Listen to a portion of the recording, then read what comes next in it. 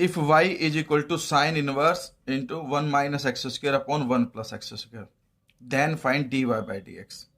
देखिए हमें y given है साइन इनवर्स में 1 - x² अपॉन 1 + x²। तो सब्सटीट्यूशन के लिए हमेशा ध्यान रखना, जब भी आपको 1 + x² दिख जाए तो आप x को रख दो tan थीटा, ठीक है। और यहां से हम थीटा की वैल्यू निकाल सकते हैं tan इनवर्स x।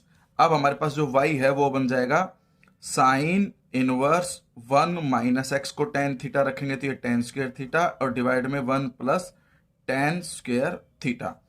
अब हमें फॉर्मूला पता होना चाहिए कि फॉर्मूला किसका होता है। 1 - tan² theta upon 1 + tan² theta होता है cos 2 थीटा का फॉर्मूला। लेकिन साइन इनवर्स से cos कैंसिल नहीं हो सकता, इसलिए आप एक काम करो, यहां π/2 लिखो, फिर माइनस का साइन लगाओ और इस साइन इनवर्स को cos इनवर्स में कन्वर्ट कर दो।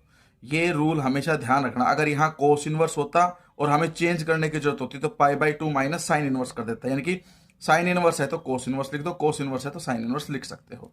इससे क्या होगा कि cos इनवर्स और cos दोनों हट जाएंगे, आपके पास बच जाएगा π/2 - 2 थीटा। ये y की वैल्यू आई।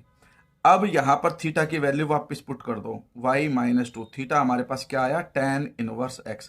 अब मैं इजीली इसका derivative with respect to x कर सकता हूं। π/2 कांस्टेंट है इसलिए इसका डेरिवेटिव 0 - 2 tan इनवर्स का डेरिवेटिव याद रख लेना 1/1 + x² होता है। तो फाइनल आंसर आ जाएगा -2 डिवाइडेड बाई 1 + x²। ये आपका एनसीईआरटी का भी एक क्वेश्चन है।